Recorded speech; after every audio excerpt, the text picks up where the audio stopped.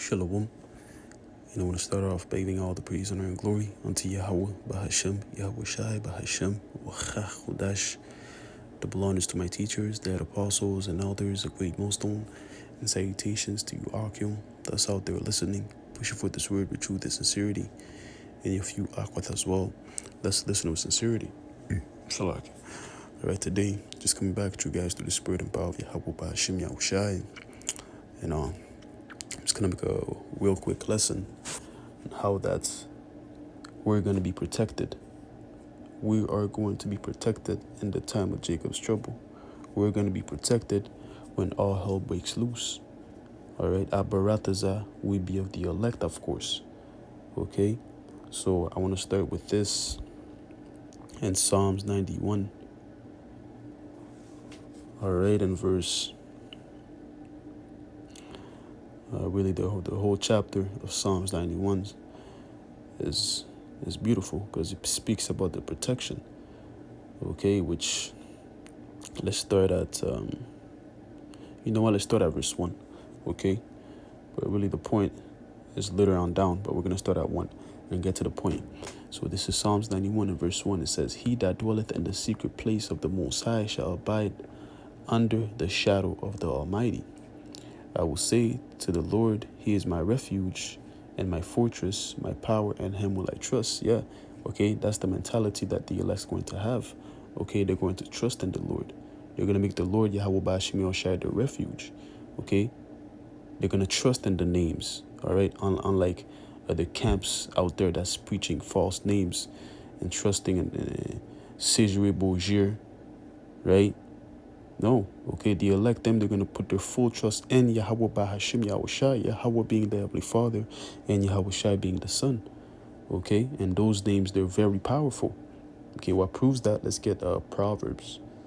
Let's get Proverbs 18 in verse 10. It says what? "The name of the Lord, Yahweh Bahashim Yahweh Shai, is a strong tower." You see that? The name of the Lord is a strong tower, man. That's why starting from the apostles on down, okay, they stress out the names a lot, man, because that's a key. That's a key ingredient to have salvation, to be protected in the times to come. Okay, without the names, man, really, if you claim that you're in the truth, if you don't have the true names of Yahweh Ba'ashim Yahweh Shai, truly you're not in the truth, man. Okay, one of the first steps is knowing who you're serving. And how do you know who you're serving? By knowing their name, by knowing their nature. And if you don't know the name, truly you don't know the nature of the Lord, man. Okay? So let's read that again. This is Proverbs 18 and verse 10. It says, "The name of the Lord, Yahweh," that's the name of the Father, Bahashim, and the name, Yahweh Shai, which is the Son. Okay? Is a strong tower. And those names are in the Hebrew, the Paleo Hebrew, or the Lashwan Kodash. Okay? That's the tongue. That's our native tongue, okay, of the so-called blacks, Latinos, and Native Americans, which make up the 12 tribes of Israel, okay? It says the names of the Lord Yahweh Bashim Yoshai is a strong tower, and the righteous runneth into it and is safe. You see that? Okay, so the elected, they're going to understand the power, the force that this precept holds, man. Okay, and that's why, as we read in Psalms 91, we're going to abide and trust in the Lord and make the Lord Yahweh Bashim Yoshai a refuge. All right, so let's go back to Psalms 91 and verse 2 again. It says, "And I will say of the Lord, He is my refuge and my fortress and my power, and Him will I trust. Surely He shall deliver thee from the snare of the fowler and from the pest and from the noise and pestilence." Okay, and the Lord is indeed going to deliver us from the snare of the fowler. Okay, and who's the fowler at this time? Esau Edom. Okay, because we know, all right, he's gonna come and make war with the remnant of the seed. Right? Let's get that. Let's get that in Revelation, the 12th chapter, and the last verse, the 17th verse. It says, "And the dragon was wroth with the woman." Okay, and the dragon is referring to Esau Edom, and the woman is referring to really the elect. Okay, which is, the elect, the Israel of Israel, all right, the chosen of Israel, and to make war with the remnant of her seed. See, the dragon is Esau Edom, and the woman is Israel. Okay, so the dragon was wroth with the woman, and with war and Salaki, and went to make war with the remnant of her seed, which is what the elect, which keep the commandments of Yahweh Ba'ashim Yahushai and have the testimony of Yahweh Shai Hamashiach. You see, so we're gonna come to a point of time where Esau is gonna persecute us. He's gonna persecute the chosen of the chosen. All right.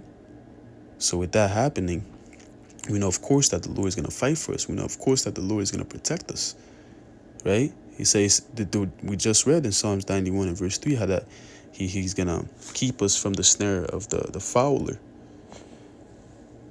right? Let's read it again. It says, Psalms 91 and verse 3 says, surely he shall deliver thee from the snare of the fowler. Okay, the Lord's going to deliver us from the snares of Esau, Edom. Okay, how he's going to come down and try to make war with us, and from the noisome pestilence. Okay, because ultimately in Isaiah 59 and 19, it tells you, let's get that one too. Psalms 59 and verse 19, it tells you how that's, it says, right, Psalms 59 and verse 19, so shall they fear the name of the Lord, Yahweh Ba'ashim Yahushai, from the west, and his glory from the rising of the sun. When the enemy shall come in like a flood, the Spirit of the Lord, Yahweh Ba'ashim Yahushai, shall lift up a standard against them. You see, when the enemy comes in like a flood, when Esau Edom comes with his troops and comes kicking down your door looking for you, the Lord is going to lift up a standard for you. He's going to protect you, man. He's going to hide you under his pavilion, okay? If you call upon his name, then, hey, you're going to enter that strong tower and be safe in that time. That standard is going to be lifted for you, all right? Let's look up that word standard. It says, this is the word standard in the blue letter. It says what? To flee, escape. You see that? When the enemy comes, the Lord is going to make you escape the snare of the fowler, man. He's going to deliver you from the snare, right? To flee, to escape, to take flight, depart, disappear. The Lord is going to make you disappear in the sight of the enemy because you decided to trust in him. Okay? That's why when I started the lesson, I said, what? We're going to be protected. But the only way you're going to be protected is if you put your trust in the Lord, as if you're calling on those true names, which are a strong tower. If you're not doing that, then you're not going to disappear. You're not going to take flight. Esau's going to take you. Okay? Right? He's going to take you, man. Okay? But it comes with what? Having trust in the Lord. Okay, which of course, in the truth, you're going to have martyrs. Those that's going to die for the name of Yahweh Shai's sake. For the names of Yahweh Ba'ashim Yahushai, right? For standing stiffly, there is going to be martyrs in the truth, right? There is going to be martyrs, of course. Those that that's going to die for the cause. Of course, they're if you die for the cause, it doesn't necessarily mean that you didn't put your trust in the Lord. It's just that was your lot. Okay, but regardless, those that's going to die in the truth, their death is going to be different from those that's going to be catching judgment. Okay, scriptures tell you how that, precious is the death of the Lord's saints. Okay, precious is the death of his saints. All right, so, the mortars are going to go out a different way compared to the people that's not within the sanctuary. Okay, but that's, Salakia. Sin is attacking my throat, right? It's going to be mortars, right? But regardless, those of us that's not mortars, hey, the Lord is still going to protect us. And even those that die too, what's that in, let's get that one real quick in Isaiah 57, I think. Yeah, let's get it. Isaiah 57 verse 1. It says, the righteous perisheth, and no man layeth it to heart, and merciful men are taken away, none considering that the righteous is taken away from the evil to come. You see, so, hey, those that die in the truth, the Lord has other plans for you. Okay? It tells none considering that the righteous is taken away from the evil to come. So the Lord's ways, what he has in store for you, for those that's going to die in the truth, hey, it's a deliverance. We're reading it says, none considering that he's taken away from the evil to come. There's a reason why he took you out at, at that particular point in time, because probably you wouldn't be able to withstand, the fire, and lack of better words, because each brother has a certain, a threshing hole of pain. Okay, so let's go back to Psalms 91. All right. At verse 4 now it says, he shall cover thee with his feathers, and under his wing thou shalt trust. His truth shall be thy shield and buckler. Thou shalt not be afraid for the terror by night, nor for the arrow that flieth by day. Yeah, we're not going to be afraid for the arrow that flieth by day. Okay, we're not going to be afraid when those missiles are coming to hit Babylon the Great. Of course, scriptures say, the elect's gonna scarcely be saved, right? But we're still gonna have a confidence that the Lord is gonna deliver us. That's why your faith has to be on a level to when you see the missiles on the sky, you're not gonna be that fearful, in a sense, being like, oh shit, am I gonna die here? No. You're gonna be in that spirit of, yeah, I know the Lord's gonna deliver me, or I'm just gonna call upon him. Hey, you know what I'm saying? Then I'm good. All right. Verse 6, it says, nor for the pestilence that flieth in darkness, nor for this destruction that wasteth at noonday. 1,000 shall fall at thy side, and 10,000 at thy right hand, but it shall not come nigh thee. You see that, man? We're gonna see people dying left and right in front of us. But what? We're not gonna be touched. We're not gonna be fazed. Okay? That's not gonna come nigh us, man. Because we're gonna be protected. All right? People are gonna be dying, but those that's following the Lord's will, that trusted him, hey, we're gonna be good, man. All right? Only with our eyes. Verse 8. Let's read verse 8. It says, only with thine eyes shalt thou behold and see the reward of the wicked. Okay? Hey, it's gonna be a movie, man. Okay? It's going to be a live action movie. You're going to be living in it. Okay? And seeing judgment. Watching the Lord executing judgment upon these people. Okay? You're in the midst of it, but the only thing is, the difference from you and them is that you're protected. You see? It says, verse 9, because thou hast made the Lord, which is my refuge, even the Most High, thy habitation, there shall no evil befall thee. This is the point. There shall no evil befall thee. In other words, you'll be protected. Neither shall any plague come nigh thy dwelling. No plagues, nothing is going to touch us, man. Right? We're going to be good. Of course, there's going to be certain, periods of times that the Lord's going to test you to see where your faith is at. But regardless, you're still going to be protected. You're still going to be good. Protected, fed, nourished. Well, these people are going to be catching hell, man. Let's get this in the book of Job, the 5th chapter. and now verse 19, it says, he shall deliver thee in 6 troubles. Yea, in 7 there shall no evil touch thee. Yeah, the Lord is going to deliver us in 6 troubles. And that 7th trouble is what? Those missiles coming, man. Those missiles hitting ground zero upon Babylon the Great. And the Lord coming and shooting lasers from the chariots and destroying people. When that comes, no evil is going to touch us, because what? The Lord is going to deliver his elect. As it tells you let's get that in Isaiah 26, right? It's the book of Isaiah 26. And verse 20 says, come, my people, enter thou into thy chambers, and shut thy doors about thee. Hide thyself as it were for a little moment, until the indignation be overpassed. Right? That's that no evil touching us at that 7th trouble, man. Because what? The Lord is going to call his elect. He's going to call them up and to enter into their chambers, to enter into that ship, that fathership. Okay? And shutting those doors and us hiding ourselves to what?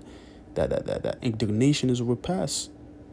Until the Lord is done bringing fire and brimstone upon this place, man.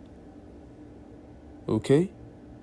That right there, that's the ultimate protection. You being delivered, and basically, you know, you being delivered and escaping that judgment, man, being burnt in that lake of fire. Okay? That's the ultimate protection. That's the ultimate deliverance. That's what you want to partake in, right? You don't want to be in the soils of America once the missiles are hitting ground zero, man. You don't want to be in the soils of America. Trust me. Okay? Because if you're in that, hey, that's it. That's it. It's done. You're gonna have to come back, and be a nutsack Israelite. Okay? Back to Job 5. All right. In verse 19 again, it says, He shall deliver thee in 6 troubles, yea, in 7 there shall no evil touch thee yet. Because what? The Lord's going to call his people to enter into their chambers till the indignation be overpassed. Right? Verse 20, it says, In famine he shall redeem thee from death, and in war from the power of the sword. Protection, protected. You see, no famine. We're not going to suffer any famish. The Lord's going to feed us. Like King David stated, he's been old and young. He has never seen the righteous forsaken, nor his seed begging bread. Okay, never, never. Okay, because what? Those that put their trust in the Lord, that's doing what the Lord wants, they're always fed. They're always good. There's multiple stories about our forefathers, how they were fed during the times of famine. Elijah, he was fed in that 3 years of famine. Okay, Daniel, when he was in the lion's den, he was fed. The Lord brought Habakkuk, when he was cooking up that stew, he sent an angel, and the angel took him by the throat and brought that stew to Daniel. That's just, few examples right there of our forefathers that were fed when they were basically when they had no food. So the same thing is going to apply to us in the times to come, man, when the famine is here, man. All right, verse 21, it says, Thou shalt be hid from the scourges of the tongue, neither shalt thou be afraid of destruction when it cometh. At destruction and famine thou shalt laugh, neither shalt thou be afraid of the beasts of the earth. Hey, we're going to be laughing, man. Okay, going to be laughing. All right, which ultimately that's going to be the Lord laughing through us, because it does say in Proverbs 1 how that the Lord is going to laugh when their calamities come upon them. How is the Lord going to laugh through us? Okay? We're going to be laughing at these people, man, because here it is now. They're laughing at us. The roles are going to be switched very soon, man. Uno reverse. All right? Where they're going to be mourning and we're going to be laughing. Because right now, hey, we're in that state of mourning. We're in the house of mourning while they're in the house of feasting. But the roles are going to be flipped very soon, man. Okay? But regardless, we're going to be protected, man. That's the point of the lesson. We'll be protected. As we read, Job 5, Psalms 91. Okay? We'll be protected. The elect, those that put their trust in the Lord, are always going to be protected. Which I wish I said what? He has care for his elect. When you have care for somebody, you're going to take care of them. Okay? Hey, so with that, man, I'm going to close it off there by giving all the praise, honor, and glory unto Yahweh, Bahashem, Yahweh Shai, Bahashem, Wachach Chodesh.